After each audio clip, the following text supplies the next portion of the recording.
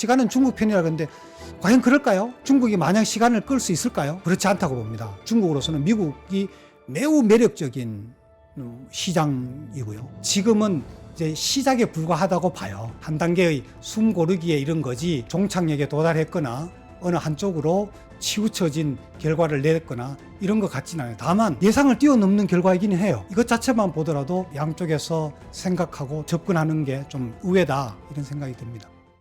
미중 관세 전쟁 90일간 휴전에 합의했어요. 관세율이 큰 폭으로 낮아졌습니다. 90일간 임시 휴전이지만요. 빌까봐, 놀까봐. 트럼프 대통령은 마트 매대가 빌까봐, 시진핑 주석은 공장들이 놀까봐 합의를 냈다는 말이 나오던데, 네. 이번 임시 휴전 자세히 좀 살펴보겠습니다. 명지대학교 국제통상학과의 김태환 교수님 자리했습니다. 어서 오십시오. 예, 반갑습니다. 이번 뭐 임시 휴전이라고 제가 말씀드렸는데 교수님 보시기엔 누가 이긴? 모양새로는 어느 한쪽이 졌다거나 어느 한쪽이 이겼다라는 것을 내세우지 못하도록 그런 구도를 잡지 않았나 싶어요. 이를테면은 장소도 미국에서 하지 않고 중국에서 하지 않고 스위스에서 했고, 제네바에서. 예, 네. 제네바에는 또 세계 무역기구 WTO의 본부가 있는 곳에서 그렇게 잡은 것 자체가 네. 상당히 그래도 모양새를 서로 어느 한쪽으로 치우치지 않으려는 그런 모양새를 보인 것 같습니다. 우리 우연히 갔는데 너희 대표단이 있어서 회의할래? 이렇게 했잖아요. 중국도 우리는 안 갔어. 우연히 거기 있니? 그래, 그럼 만나자. 이런 식으로. 그것만 봐도 두 나라의 뭐 기싸움이라고 할까요? 이게 뭐 저기는 아닌 것 같은데 우리가 흔히 이 싸움은 집권 한 석 달, 넉 달이 돼 보니까 이 관세 전쟁은 저 시진핑이 더 유리하다. 패가 다 노출돼서 이랬거든요. 아직도 유효하다고 보시나요? 트럼프 대통령이 노출시킨 그 패의 방향이 수시로 바뀌는 게 있고요. 또 강도도 수시로 변하기도 하고 이를테면 목적 자체를 상대방이 그 패를 못 읽도록 하기 위한 그런 것 같아요. 마치 럭비공이 어디로 튈지 모르는 것 같처럼 그런 의미라면은 우리가 트럼프 대통령의 성향 그리고 어떤 전략적 선택을 마치 다 아는 것처럼 여길 수도 있는데 여전히 좀 불투명하고 불확실한 측면이 좀 남아 있다고 보고요. 그럼에도 불구하고 트럼프 어르신도 인간인지라 완전 그런 좌충우돌 전략을 쓸 수는 없을 것 같고 흔히 얘기하는 그런 미치광이 전략이라고 할까요? 뭐 이런 앵커링 효과들을 무한정 쓸 수는 없을 겁니다. 그럼에도 불구하고 지금은 이제 시작에 불과하다고 봐요. 저는 한 단계의 숨 고르기에 이른 거지 여기에서 뭔가의 종착역에 도달했거나 어느 한쪽으로 치우쳐진 결과를 냈거나 이런 것 같지는 않아요. 다만 예상을 뛰어넘는 결과이기는 해요. 145, 120 사에서 이렇게 125에서 30, 10으로 내려진 거는 다른 사람도 상당히 놀라울 정도로 그런 결과를 낸 것. 이것 자체만 보더라도 양쪽에서 생각하고 또 접근하는 게 좀 의외다 이런 생각이 듭니다. 의외란 말씀 생각보다 많이 갔거든요. 네네. 115% 포인트 정도 되는데. 네네. 그 사실 뭐 지금 큰 의미가 있겠냐 싶지만. 그럼요. 이제 시작이다 이 말씀. 예. 그럼 앞으로 어떻게 됩니까? 예를 들어서 30%로 내려왔는 거는 145에서 30 내려온 거는 많이 내려왔죠. 네. 그런데 30%를 한번 생각을 해보세요. 그러니까요. 네. 그것 자체는 미국이 WTO 체제에서 최혜국 대우로 적용하는 모든 나라에 균등하게 적용될 수 있는 기본 세율이 3.3%인데 거의 9배가 되는 이상이 되는 세율을 중국에 적용을 하고 있단 말이에요. 그것은 30%가 매우 낮아졌다고 하더라도 이거는 굉장히 큰 관세율이기 때문에 또 중요한 것은 이번에 협상한 것은 관세율만 건드렸어요. 그런데 미국이 중국에 대해서 건드리고 싶은 것이 관세율만일까요? 전혀 이거는 빙산의 일각에 불과하다는 거죠. 우리가 이제까지 주목해 왔었던 미중 패권 경쟁이라는 것은 관세 전쟁이 아니잖아요. 중국의 굵기, 기술 굵기 어딜 넘봐. 그렇죠. 네. 거기에는 앞으로 벌어질 일들이 지금 상당히 감춰져 있다, 숨기고 있다, 발톱을 숨기고 있다, 양국이. 예, 그런 의미에서 보면은 이제부터 이제 시작되지 않을까. 더욱이나 1기 때 2020년에, 2018년에 협상을 해서 2020년에 무역을 확대하겠다라고 협약을 맺었잖아요. 1차 협약 맺었는데, 물론 코로나 상황이어서 그게 좀 중단되었었지만, 그게 실천이 안 됐거든요. 그리고 지금도 이게 약속을 한 것들이 실천이 될까라는 것에 대해서는 좀 더 지켜봐야 될 부분이고요. 그런 의미에서 보면은 미국에서 어떻게 보면 관세율이라는 숫자로 조정한 것이 워칭하기에, 모니터링하기에 좀 수월하니까 그걸 먼저 1단계로 적용을 한 게 아닌가 이런 생각이 들고요. 2,900억 달러를 넘 2,950억 달러에 이르는 그런 중국에 대한 상품 무역 적자의 부분은 아직까지 제대로 얘기를 안 꺼냈거든요. 네. 만약에 30% 정도 선에서 굳어진다면 이게 중국이 견딜 수 있는 선입니까? 그건 품목마다 좀 많이 다르겠죠? 다를 거예요. 더욱이나 중요한 부분은 중국의 미국 시장에 대한 수출 상품에 대해서 미국 소비자들이 가격 변동에 대해서 얼마나 탄력적으로 움직이느냐에 따라서 네. 소비 결정을 하느냐에 따라서 달라지겠죠. 이를테면은 미국산과 중국산만 비교를 하면 만일에 동일한 상품에 대해서 동일한 품질의 상품의 가격 차이가 30% 이상이 난다면 네. 관세율 30% 부담해도 중국에서 그렇게 경쟁이 떨어질 건 없거든요. 네. 또 설령 중국 상품에 관세가 부과돼서 가격이 올라간다라고 해보자고요. 그런데 미국 소비자들이 그 상품에 대해서 여전히 소비 수요가 있다면 네. 그 상품은 여전히 또 수입이 되겠죠. 사실 그렇게 되면 수출하는 중국 입장에서는 손해 볼 건 없어요. 그렇죠. 미국 소비자들의 부담만 높아지는 예. 거죠. 네. 우리가 숫자로서 30% 또 몇 퍼센트 되면은 괜찮을까 혹은 몇 퍼센트 되면은 수출 또는 수입의 변화가 얼마나 일어날까라고 생각해 보는데 사실은 상품이라는 것이 하루아침에 금방 만들어지는 게 아니잖아요. 네. 그런데 중국 상품이 미국에 대한 수출이 줄어들었다. 미국으로서는 수입이 감소했다고 해보자고요. 그러면 미국 국내에서 수입 대체 상품이 금방 생산되느냐, 금방 유통되느냐. 물론 재고가 있어서 공급은 일시적으로는 되겠죠. 단기적으로는. 그게 중장기적으로 유지가 될 거냐. 또 미국 생산자가, 미국 기업들이 이제 중국으로부터 수입이 줄어들었으니까 우리가 생산을 늘려야 되겠는데 설비 투자를 바로 의사결정을 할 거냐. 그건 또 다른 얘기가 되거든요. 그래서 관세율을 얼마로 낮춘다고 해서 또는 높인다고 해서 그 숫자만큼 수입이 줄어들거나 네. 늘어나거나 하는 것은 일치하지 비례적으로 볼 수는 없다라는 거죠. 대부분이 소비재라고 치면 월마트 기준으로 하면 최종 소비재. 예. 네. 예. 미국 사람들은 갑자기 물가가 30% 오르는 겁니다. 치약 사는데 나이키 운동화 사야 되고 뭐 중국산 안경테라도 하나 보러 이게 30%가 비싸지는 거예요. 네. 물론 이제 정확하게는 최종 소비재 가격이 30% 올라가는 건 아닙니다. 네. 그거는 왜냐하면 관세가 부과되는 것이 수입 가격에 30%가 부과되고 거기에 또 판매자, 유통업자의 또 이윤이 부과가 되어서 최종 소비 가격이 산출이 되기 때문에 그 30% 혹은 관세율 자체가 그 숫자만큼 최종 소비 가격으로 올라가는 건 아닙니다만 굉장히 높은 부분이죠. 네.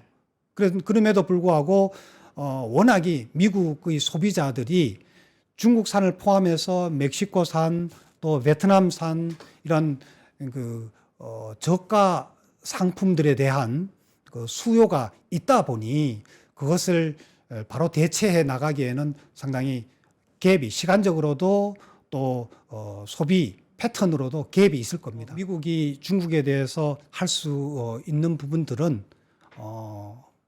금융 부문에서 여전히 미국의 달러가 기축 통화로서 역할을 하고 있거든요.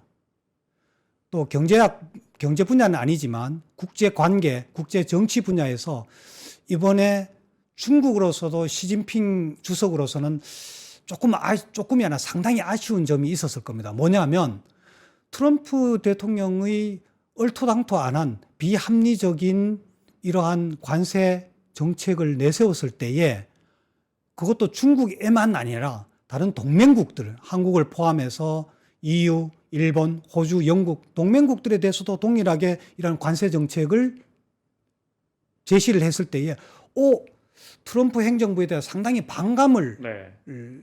형성할 수 있고 특히 남미 국가들이나 또 멕시코를 포함해서 또 아프리카 국가들이나 동남아 국가들이 중국을 편이 좀 들어서 이참에 중국이 미국과의 헤게모니 싸움에서 상당히 좀 우군을 확보할 수 있을 거라고 기대했을 것 같아요.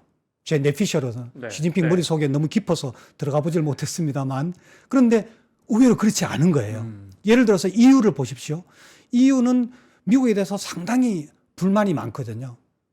2015년에 파리 기후변화 협약을 트럼프 1기 행정부 때 취임하자마자 바로 탈퇴를 했다가 바이든 행정부에서 취임하자마자 그날 들어왔다가 트럼프 대통령이 취임하자마자 또 하더라. 이게 뭐 하는 짓이냐. 지구촌에서 가장 탄소 배출을 가장 많이 하는 국가가 미국인데 EU로서는 그 우르졸라 폰데어 라이언이 집권하자마자 2019년에 오자마자 가장 내세운 글로벌 이니셔티브로 그린 딜을 내세웠거든요. 그런데 미국이 빠지니까 EU로서는 상당히 곤혹스러운 부분이거든요. 그래서 미국이 또 트럼프 행정부에서 경제 안보 이슈를 내세우면서 EU가 위기감을 가지게 되어서 최근 한 4, 5년, 5, 6년 사이에 EU가 상당히 그런 경제 안보 이슈들을 많이 내놨습니다. 네, 네. 뭐 탄소 국경 조정세도 그렇고요. 그런 의미에서 미국이 EU에 대해서 자동차, 철강, 알루미늄 모든 상품에 대해서 똑같이 이렇게 관세를 20% 넘게 부과를 하니까 20%를 부과를 하니까 EU로서는 상당히 불만이 있어서 중국과 조금 가까워지고자 하는 접근하려는 그런 움직임을 보였어요. 그런데 중국 입장에서는 그렇게 썩 시원하지는 않았거든요. 이에 비해서 다시 말씀드리면 트럼프가 쓸 수 있는 것은 역시 미국이라는 패권 국가의 위상이랄까 이것은 흔들림이 없구나. 이것을 금융 또 기축 통화를 중심으로 달러 중심의 무역 체계 이런 것을 여전히 지속해 나갈 수 있겠다 이런 걸 거예요. 그다음 세 번째로는 반도체 이슈이죠. 여전히 중국이 최근에서 딥시크를 비롯해서 중간 정도의 성질에서 H20이라는 그런 반도체를 사용을 해서 딥시크의 AI 부문의 기술 혁신을 이루었지만 여전히 중국으로서는 가장 큰 아킬레스가 반도체 기술력이거든요. 그런 반도체 생산을 위한 장비의 주도권을 미국이 가지고 있기 때문에 또 네덜란드와 일본과 타이완과 한국에 대해서 그래서 이런 부분들은 여전히 중국으로서는 상당히 좀 아쉬운 그런 아픈 점들을 가지고 있죠. 예, 더욱이나 미국이 가지고 있는 군사력 이거는 또 여전히 중요한 부분이고 이따가 또 네. 말씀 나누겠습니다만 방위와 관련돼서도 좀 충돌하는 부분이 있죠. 우리나라를 포함해서 다른 나라에 미칠 영향은 어떻게 보십니까? 이번 휴전안에 대해서. 네. 처음에 말씀드렸듯이 미국과 중국이 큰 폭으로 포인트로는 115% 포인트로 낮춘 것은 그것은 좀 의외였던 것 같아요. 생각보다 상당히 많이 낮췄네 싶은 측면이 있어요. 그럼에도 불구하고 이것이 여전히 높은 수준이다라고까지 얘기를 나눴습니다. 그런데 이게 미국의 가장 양보할 수 없는 견제, 제재 대상이 중국이잖아요. 그런데 중국에 대해서 이렇게 조금의 전향적 아주 디테일한 협상은 이루어지지 않았습니다만 또 미국 레슨트 재무장관도 이렇게 좀 흥미로운 이게 협상이 이루어질 거다라고 이제 기대를 나타낸 걸로 봐서는 이제 디테일한 협상이 이루어질 텐데 네. 현재 수준에서도 이걸 보면 한국을 비롯해서 다른 교역국들도 중국에 대해서 저 정도 하면은 저거는 우리 동맹국들에 대해서 다른 교역들에 대해서는 저보다는 훨씬 낮아질 수 있겠구나라는 시그널, 메시지를 보낸 것으로 보여지고요. 가이드라인까지는 아닐지는 몰라도 그 하나의 실링이 될 수 있을 거다. 그래서 미국과 한국에도 그렇고 이런 주식시장의 주가 네. 변동에도 나타났듯이 다른 한국을 포함한 국가들은 상당한 기대감을 가지고 있는 것 같아요. 사실 일본의 경우를 들면 처음에 베트남이 미국과의 협상에 제초를 보냈다가 실제로 협상을 하면서 일본이 먼저 협상을 했는데 일본도 이제 7월에 이제 중요한 선거가 있죠. 네. 아마 그러다 보니까 강경한 자세로 해서 상당히 고착 상태에 있었던 것 같은데 EU도 또 반대 보복 관세를 부과한다가도 유예를 시켜놓아서 지켜보자라는 측면이 있는데 네. 미국으로서는 뭔가 협상의 고리가 안 풀려지는 거예요. 그 상황에서 교역국들과의 어떤 그런 고리를 좀 풀어보는 실마리로서 중국을 선택을 했고 중국까지 이렇게 했으니까 다른 교역들에 대해서는 너네들이 상당히 기대감을 가져도 좋다. 그 대신에 봐라. 우리 그렇게 세게 안 할 거야. 그렇죠. 중국도 그 대신에 봐라. 우리한테 이렇게 많이 양보를 하지 10%로 그치지 않았느냐. 너네들도 한번 해보자. 이런 시그널을 준 게 아닌가. 그래서 저는 뭐 긍정적으로 봅니다. 네. 앞서도 말씀드렸지만 근데 사실 뭐 펑페이 라우디 제 발음이 잘 모르겠습니다. 그 제가 여기 나오신 애널리스트 분들에게 들은 그러니까 중국어로 너가 그렇게 나온다면 우리도 해줄게. 네. 뭐 이런 뜻인가 봐요. 네, 네.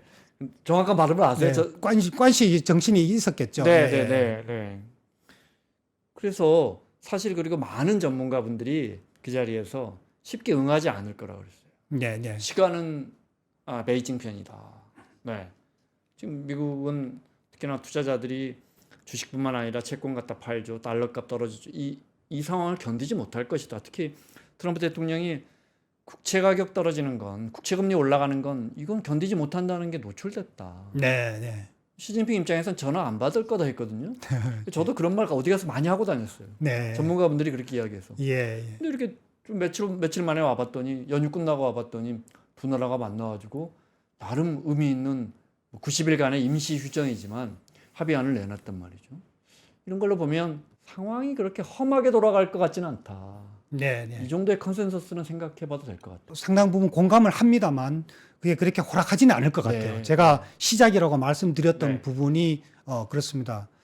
그 전망을 좀 들어볼까요, 그럼? 예, 왜냐하면 미국으로서도 그렇게 미국과 중국의 협상 이 결과를 우리가 리니어하게 선형적으로 이렇게 쭉 나아갈 거다 전혀 아닐 겁니다. 오. 앞으로 또 여러 차례 우여곡절을 펼칠 거라고 보여지는데 그게 뭐가 될지는 뭐 여러 측면에서 네. 봐야 될 부분이지만 아까 시간은 중국 편이라 그랬는데 과연 그럴까요? 중국이 마냥 시간을 끌 수 있을까요? 그렇지 않다고 봅니다. 왜냐하면 중국의 아까 우리 앵커께서 중국의 일자리 말씀을 하셨는데 중국의 실업률이 만약에 이 상태가 조금 더 지속이 된다면 이미 중국도 수출 기업들의 경우는 상당히 문 닫는 기업들이 많이 생겼다고 그러고요. 1,000만 명 이상의 그런 실업자가 발생할 수도 있겠다라는 우려감이 나오고 또 중국에서의 경제 성장률이 뭐 지난해 반짝 5%좀 넘게도 나왔지만 이게 이전에 비해서 연착률하고 있는 이런 네. 상황이고 또 중국이 미국에 대해서 지난해에 얻은 상품 아까 말씀드렸듯이 상품무역 흑자가 2,950억 달러에 달하고 있고요. 중국 전체의 수출이 2018년, 19년에 비해서는 많이 줄었습니다. 2018년, 19년에 보면 중국 전체 수출에 대해서 미국 시장이 한 19% 정도 됐어요. 근데 2024년 지난해에 보면 한 14% 정도로 좀 줄어들었습니다. 네. 상당히 5%포인트로 줄어드는데 한 20%가 감소한 거죠. 그럼에도 불구하고 중국으로서는 미국이 매우 매력적인 시장이고요. 그래서 이러한 대결 구도가 지속되었을 때에 더군다나 중국이 한국이나 혹은 일본은 더 말할 것도 없고 또 EU나 또 주요 국가들을 중국 편으로 통상체제를 이렇게 끌고 가는 데에 리더십을 발휘할 수 있을까라는 데에 대한 의구심이 지금 생겼단 말이에요. 그런 상황에서 만약 중국이 끌었을 때에 중국이 이길 수 있는 그렇지 않다고 보여지고요. 미국에서 국채 금융시장에서 요동친 것은 맞습니다. 그런데 가만히 보면 주식시장이나 또 국채시장이라는 것은 그 금융시장이 늘 변동성이 높은 시장의 특성을 가지고 있습니다. 왜냐하면 실시간으로 변동을 네, 하고 있기 네. 때문에. 그런데 그것이 영향을 끼친 것은 사실은 보면 레센트 재무장관이나 베센트 예, 예. 그 스콧 재무장관이나 베센트. 네. 레센트 그 상무장관의 네. 두 사람이 다 월가 출신이에요. 근데 이분들이에 비해서 피터 나바로라든지 여기 백악관에 있는 사람들하고는 좀 의견이 좀 상충되는 부분이 있습니다. 이분들은 네. 월가에 있다 보니까 금융시장에 굉장히 민감한 거죠. 또 많은 또 로비 압력을 받았을 네. 거고요. 네. 예. 그런 의미에서 보면 미국이 트럼프가 지금 마냥 끌고 가는 것은 부담스럽기는 하지만 중국의 시간 끌기에 몰려서 굴복했다거나 혹은 상당히 물러섰다 이런 것보다는 양쪽이 부담 안고 있는 것을 치킨 게임에서 네. 조금은 한번 좀 쉬어보자. 다시 한번 붙더라도 한번 쉬어보자라는 그런 말하자면 뭐 전반전 끝났다고 보여질까요? 네. 네. 좀 그런 시기로 보여집니다. 어느 한쪽이 유리하다고는 절대 볼 수 없다. 그렇게는 보기 그렇게 좀 보시지 어렵지 않을까요? 않는군요. 네네. 네. 아직 뭐 구체화되지 않았으니까요. 다만 둘 다 힘드니까 네. 잠깐 좀 쉬었다가 가자. 삿발을 좀 다시 한번 너무 잡아보자. 힘들어. 네. 그 삿발 다시 잡아보자. 네네. 귀에 쏙 들어옵니다. 우리는 어떻게 해요? 공교롭게도 지금 돌아가는 상황이 우리한테 나쁘지 않은 것 같아요. 왜냐하면 다른 나라들은 만약에 다른 나라는 일본이나 호주나 영국이나 EU나 중국이나 다른 나라는 협상을 쫙쫙쫙 해서 진행이 되었는데 네. 우리만 쏙 빠져 있었다면 상당히 곤혹스러웠을 텐데 마침 이게 쭉 전반적으로 이렇게 딜레이 되다 보니 우리로서도 전열을 가다듬을 수 있는 부분이 있다는 거죠. 그 말씀은 뭐냐면 트럼프 행정부의 관세 정쟁은 밀어붙이 거거든요. 뭐 논리적으로 설명하기보다는 선동적이고 네. 일방적이고 즉흥적이고 또 억압적인 그런 부분이 있는데 그 안에 그 뒤에 힘이 있는 거잖아요. 그 그럼요. 힘으로 누를 수 있는 그런 구조이다 보니까 우리가 거기에서 이거 잘못됐어요 라고 함부로 얘기를 하기가 어려운 구조였는데 네. 그러다 보니 우리 내부에서 최고 리더 대통령의 부재 상황에서 우리가 어떻게 할까라고 이렇게 상당히 난감해 했었는데 이게 전반적인 흐름 속에서 우리로서는 이 부분에 대해서 할 수 있는 것이 뭐냐면 사실은 시간을 버는 것이 다만 지연된 것이 중요한 게 아니라 지연된 시간 동안에 우리가 조사하고 분석하고 따져보고 반대 논리를 만들어내고 우리가 타협할 수 있는 협상 카드로 내세울 수 있는 것을 조금 더 정밀하게 다듬을 수 있는 시간을 벌었다는 거죠. 사실은 어떤 거는 우리한테 유리한 거는 빨리 결정하는 게 좋죠. 그런데 7월 8일로 미뤄지고 또는 그 이후로 미뤄질 수 있다는 얘기는 우리가 이제는 한미 FTA 2012년에 발효되고 난 뒤에 그때에 우리 한국에서는 국내에 많은 반대를 무릅쓰고 우리가 했는데 네. 그 결과로 너네들이 먼저 개정하자고 그러지 않았느냐. 그리고 2017년에 개정을 했는데 그 한미 FTA 룰을 지금도 너네들이 깬다고? 뭐가 잘못된 거냐? 너네들이 우리한테 원하는 게 뭐냐? 라는 것을 따져보고 그것에 조사 분석해 볼 수 있는 시간을 벌어서 우리로서는 대응할 수 있는 여지를 만들어 놨다. 자, 그러면은 뭐 6월 3일까지 지금 이 기간이 얼마 안 남았지만 또 6월 3일에 대선이 끝났다 하더라도 바로 우리 정부의 협상팀이 구성되는 건 아니지 않습니까? 그러면은 이 상황에서 현재의 정부의 관료들이 책임성을 가지고서 적극적으로 협상에는 임해야 된다고 봐요.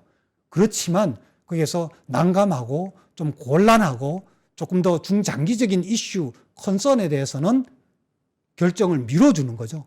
그래서 저는 한편으로는 국회에서 여당이든 야당이 어느 당이든 간에 현재의 정부의 협상을 퍼주기를 했다든지 혹은 미뤄야 된다든지 나서지 말라든지 하는 것은 저는 오히려 역효과라고 봐요. 순수히 국제 통상의 측면에서만 보면 지금에서 오히려 더 적극적으로 접촉을 해서 미국의 의중이 뭔지 우리가 양보할 수 있는 것은 뭐고 네. 최소한으로 지켜야 될 것은 뭐고라는 것을 더 카드를 만드는 것이 더 필요하다. 이 시간 동안에. 최종적인 결정은 뒤로 미뤄지더라도.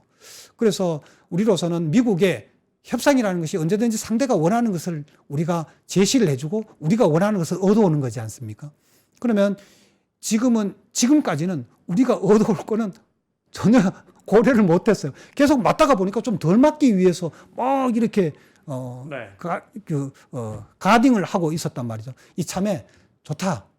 우리가 미국으로부터 미국에게 요구를 할 것은 뭐가 있을까? 미국에 가장 원하는 지금께 노출된 것은 예를 들면 알래스카 LNG 투자라든지 조선산업이라든지 뭐 방위비 분담이라든지 뭐 이런 얘기를 나오고 있는데 거기에 플러스해서 미국이 원하는 어떤 비관세 장벽의 내막이 뭘까? 농축산물이 우리가 수입을 더 한다면은 어떤 부분에서 어느 정도까지 가능할까? 이런 것에 대한 이렇게 분석과 네. 준비할 수 있는 시간을 벌여서 그것을 잘 다듬어서 차기 정부로 넘기게 된다면은 우리로서는 그렇게 나쁘지는 않을 거다라는 생각이 듭니다. 우리가 지금 그러니까 대표팀이 짜지기는커녕 지금 있는 대표팀도 지금 뭐 와해 직전이라 가급적 수비만 하고 있고 계속 그 침대 축구하고 있는데 그럴 건 아니다. 그렇죠. 계속 예. 적진 깊숙이 침투해서 상황을 지켜봐야 한다 이거죠. 결정까지 갈 건 아니더라도 그래야 아니 저쪽이- 수비 막 하다가 이렇게 한번 역습을 할 수도 있는 거죠. 물론 네, 그게 네. 어렵다 하더라도. 네. 예, 네. 그게 이제 다음 정부의 대표팀이 짜지더라도 저쪽에서 뭘 원하는 건지라도 좀 알고 해야 다음 대표팀이 들어가더라도 그렇죠. 네. 네. 근데 이게 뭐 최상목 부총리까지 그만두고 뭐 이런 상황이라서 네.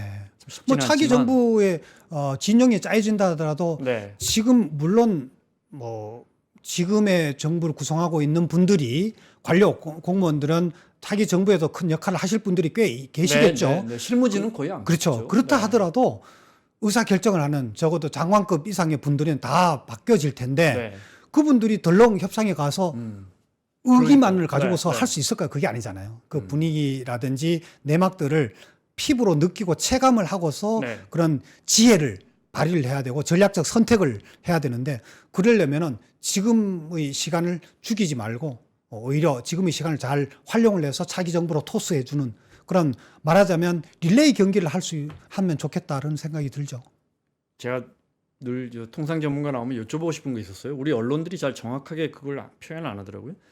기본적으로 우리는 지금 한미 FTA잖아요. 네. 관세율 없잖아요. 네. 우리 정부도 다 없는 건 아니지만 예. 네, 네, 뭐 어쨌든 평균적으로 거의- 0점 몇이더만요. 예. 네, 우리 정부가 공식적으로 내놓은 자료를 네, 네. 보니까 네. 우리는 그 보복 관세도 안 했잖아요. 네. 그 트럼프 대통령이 지금 보편 관세 얼마 때리고 해갖고 우리 지금 그거 유예돼 있지만은 최소한 15%인가 25% 나가고 매기고 있죠. 우리 제품에 대해서 이 유예 기간 동안에도. 그럼 미국에서 오는 네. 예를 들어 포드 자동차나 GM 자동차는 우리는 지금 관세율 0으로 받고 있고 네. 그러니까 우리만 FTA를 하고 있으니까 네. 우리가 미국으로 수출하는 건 그 유예받지만 좀 깎아준 관세율이 적용되고 있는 겁니까 지금? 지금 현재? 오늘 현재? 지금 현재로서 보면 그렇죠. 그렇게 하고 있는 네, 겁니까? 네. 네. 우리는 0%에 받아주고 있고 네, 네. 그러니까 캘리포니아 와인도 이 와인이나 농산물은 좀 관세율이 있죠. 예, 예. 그럼 그렇죠. 우리는 그대로 하고 있고 예, 예. 우리가 수출하는 우리 제품은 뭐 갤럭시를 우리가 여기서 안 만드는군요. 뭐 네. 우리가 만들어서 보내는 건 관세율을 막고 있는 거네요. 그렇죠. 예, 예. 야, 이런 것도 참 그 90일 동안 한숨 돌렸다고 하지만 우리 언론 이런 것 좀 자세히 취재했으면 좋겠습니다. 몰랐습니다. 우리가 만약에 참. 미국과 네. 중국과의 관계에서 보면 미국이 145%까지 뭐 이렇게 올린 게 네. 중국 보복한다고? 중국도 사실은 처음에 34%가 된 게 이제 펜타닐 20% 네, 부과돼서 네, 34% 됐다가 미국이 부과를 하니까 50% 부과를 하니까 그래? 그러면 더 때리지 않아서 145%까지 올라간 거지 않습니까? 만약에 우리가 이거 부당한 거야 라고 해서 우리가 보복 관세를 부과를 한다면 제가 드린 말씀은 우리가 보복 관세를 하자는 말은 아니었고 예. 지금 상황이 하도 황당해서 그렇죠. 네. 황당한 상황이죠. 예. 네. 그렇다면 이제 정부에서도 그게 실익이 있을까? 이거 미국의 관세 이거 자체가 터무니없는 네. 건데 네. 거기에 터무니없는 행위에 대해서 같이 대응하는 것 자체가 오히려 그 페이스에 말려든다라는 네. 판단을 했지 않았을까 싶습니다. 보복 관세를 유럽도 때렸고 네. 그다음에 캐나다 네. 네. 그다음에 이제 가장 큰 대결 상대인 중국 때렸고 근데 교역 상대로 보면 멕시코하고 제일 교역 많이 하고 그 나머지 국가들은 거의 다 때리거나 그래도 뭐라고 이불로 담아냈는데 딱 그 교역국들 주요 교역국들 중에 이제 아무래도 지정학적인 게 있어서 우리하고 일본만 네. 잘 해봐요. 계속 이러고 있단 말이에요. 그래서 드린 말씀입니다. 뭐 보복 간섭을 해야 할 수 없는 상황이라는 건 우리 국민 대부분이 다 이해를 하고 있을 것 같습니다. 네. 그 덕분에 뭐 네. 지난해에 우리나라의 상품 무역 수지가 990억 달러로 굉장히 증가를 했어. 2023년에 비해서 거의 3배 늘어났습니다. 그게 이제 트럼프 대통령이 11월 20일에 당선되고 난 뒤에 그러한 자국 우선주의, 보호무역주의의 정책을 펼칠 거다라는 것을 알고서 미리 당겨서 미국에서 수입을 하고 한 거죠. 네. 그러다 보니까 자동차도 그렇고요. 또 주요 미국 수입한 철강도 그렇고 알루미늄도 그렇고 미리 당겨서 수출 많이 했어요. 그러다 보니까 우리가 수출 실적이 확 늘어났습니다. 지난해에. 네. 예, 올 1월에도 아니, 그렇고요. 협상을 할 때 트럼프 대통령이 이런 걸 좀 이해해 줘야 한단 말이지. 뭐 아유, 트럼프 대통령이 네. 의회에 나가서 한국의 관세가 미국의 4배라고 얘기를 한 것이 몰라서 얘기를 했겠어요? 다 알고서 선동적으로 한 거죠. 그러니까 네. 미국의 기본 관세율이 3.3% 그리고 한국의 기본 관세율이 13.4% 같으면 그걸 보면은 4배다라고 할 수 있지만 그게 아니다라는 거예요. 아까 앵커께서 말씀하셨듯이 한미 FTA에 의해서 99%에 달하는 품목들에 대해서는 0%예요. 그러니까요. 그건 네. 농축산물 제외하고서는. 참, 네. 그런데 무슨 4배가 됩니까? 관세율이 4배가라는 말이 그것도 참 틀린 얘기거든요. 공식 석상에서 이야기하잖아요. 근데 그거를 네. 이제 트럼프 대통령이 모르고 한 얘기가 아니라 선동하고 또 그렇게 파워게임 혹은 협상력의 우위를 차지하기 위한 네.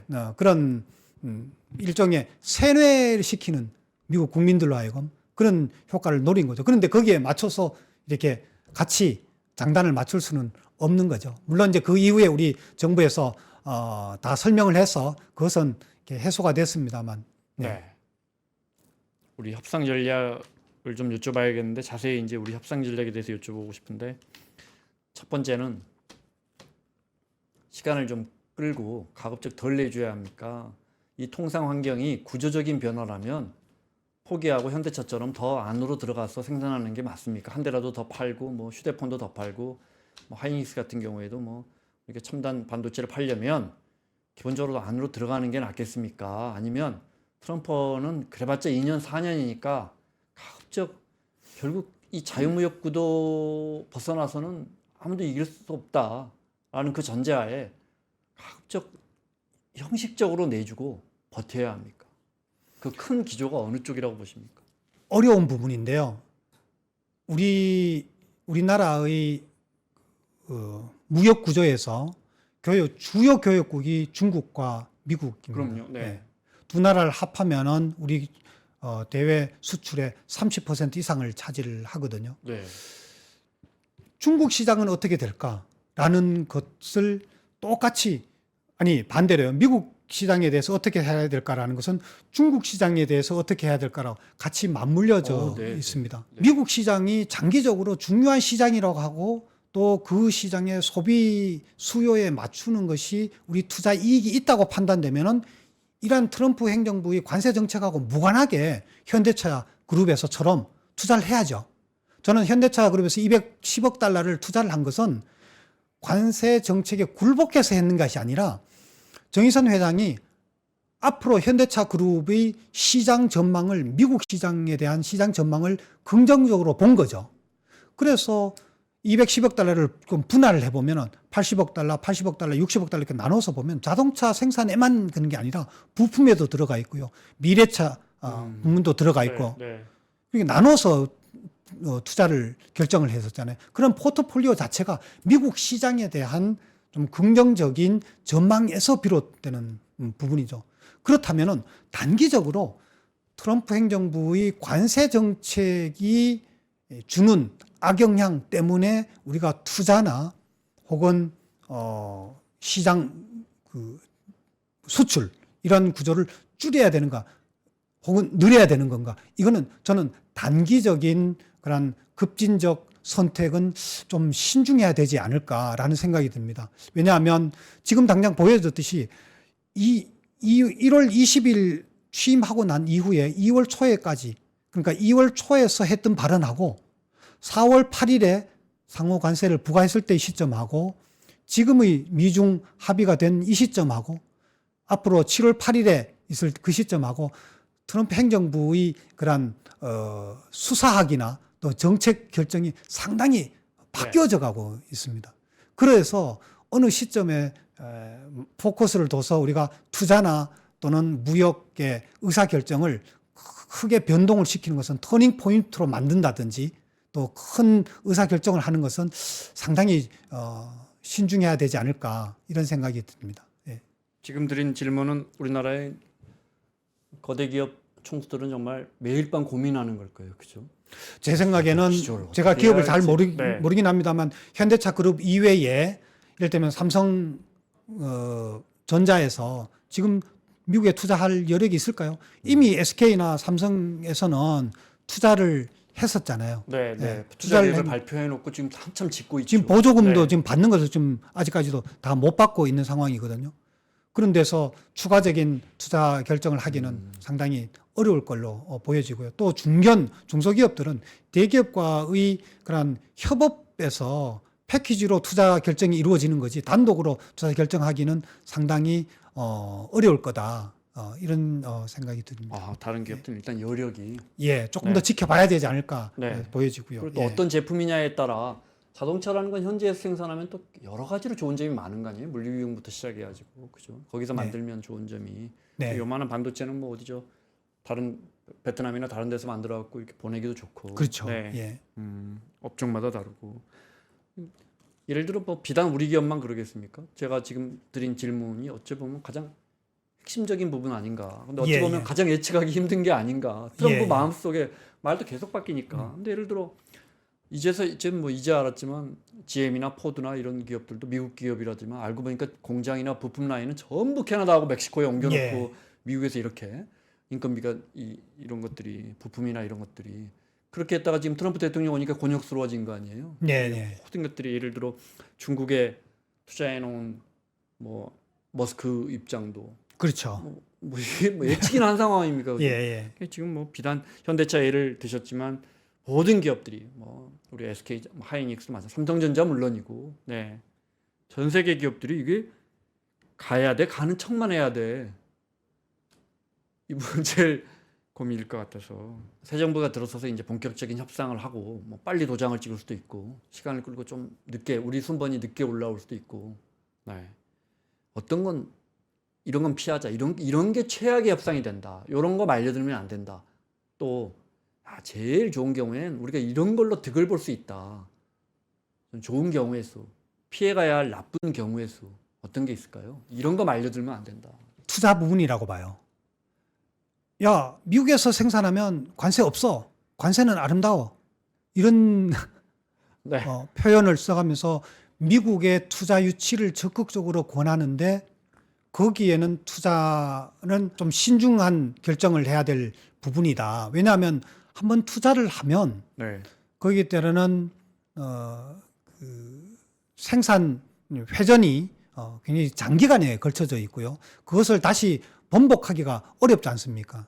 또 현지 시장 상황이 또 현지 정책이 어떻게 바뀌어질지 또 미국에 투자를 한다는 얘기는 달리 보면 멕시코에 투자를 못하는 것과 마찬가지거든요. 기회 비용이 있게 되는 거죠. 네. 그랬을 때에 그러한 이러한 투자 의사 결정이 그 효과가 장기간에 걸쳐서 나타나는 부분에 있어서는 지금 조금 더 신중해야 될 부분이 아니겠느냐라는 생각이 들고요.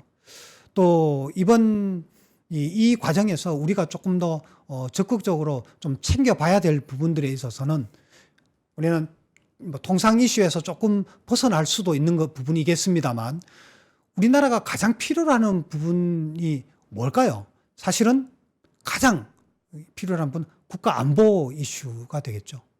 그런데 우리는 방위비라는 예산 측면뿐만 아니라 제가 거의 전문가가 아니어서 잘 정확하게는 모르겠습니다만 한미 방위 조약에 의해서 우리가 규제를 받고 있는 부분들이 굉장히 많이 있습니다. 이를테면 미사일 개발도 그렇고 뭐 우리가 핵무장 하자는 얘기는 아닙니다만 네, 네. 그런 거 관련되어서 우리의 자율적인 국가 방위에 제한을 가해져 있는 부분들이 굉장히 많이 있고요. 또 미국으로 도움을 받아야 될 어떤 정보 사용이라든지 또 이런 부분들이 우리가 이참에 뭐 좀 얘기를 꺼낼 수 있다면은 그런 부분들에 미국과의 이제는 신뢰를 바탕으로 해서 서로가 우리가 이참에 새로운 협력 패러다임을 만들어 나가자. 그러려면 신뢰가 바탕이 된 협력이다. 그러려면 그 신뢰에는 다만 통상 경제 이슈뿐만 아니라 사회, 문화 또는 방위, 안보 이런 이슈에서도 같이 좀 협력이 이루어져야 되는 부분이고 그런 부분에서는 우리가 필요로 하는 예를 들면은 뭐 원자력 발전소의 그 핵 폐기물 처리하는 것도 미국의 제재를 받아서 함부로 우리가 건설하지 못하는 그런 규제를 받고 있는 걸로 알고 네. 있는데 이런 것들을 열어 나가는 그런 계기로 삼았으면 좋겠다라는 생각이 들고요. 그걸 통상 이슈로 조금 더 옮겨오게 되면 이참에 좀 조심스럽긴 합니다. 한미 FTA 1차 개정을 했는데 우리가 지금도 우리가 미국 상품의 수입에 대해서 농축산물에 관세를 부과하고 있는 게 큽니다. 예를 들면 일반 감자의 경우에 보면은 5월에서 11월까지는 관세를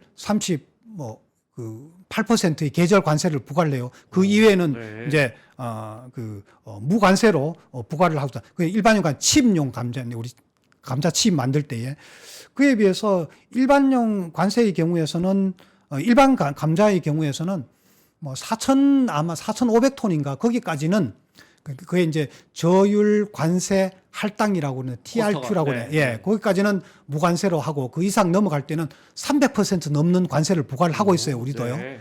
그것과 그 이상은 마찬가지로 절대 수출하지 마. 예, 네. 그것도 마찬가지로 우리가 사실은 우리 쪽에서 봤을 때 농축산물이 미국의 시장에 사실 수출하는 게 별로 없거든요. 삼계탕 조금 하는 거. 이참에 그 한미 FTA의 그 관세 율표를 보면은 미국이 우리 상품에 대해서 부과하고 있는 관세가 몇 개의 상품들에서는 여전히 높은 관세가 있는 것들이 있습니다. 네. 이런 것들을 조금 이참에 조금 서로가 신뢰에 기반을 해서 서로의 공통의 이익을 좀 증대해 나가는 것도 협의해 볼 수 있지 않을까 이런 생각이 듭니다. 일부 아직도 안 풀려 있는 FTA 항목 중에 네. 만약에 우리가 불가피하게 풀어줄 게 있다면 풀어주고 네, 트럼프 대통령은 또 가면 야 이것도 내가 풀었어 할 거고 반면에 좀 뒤로 우리가 미국 들어갈 아직도 관세 물고 있는 게 있거든요. 네, 예.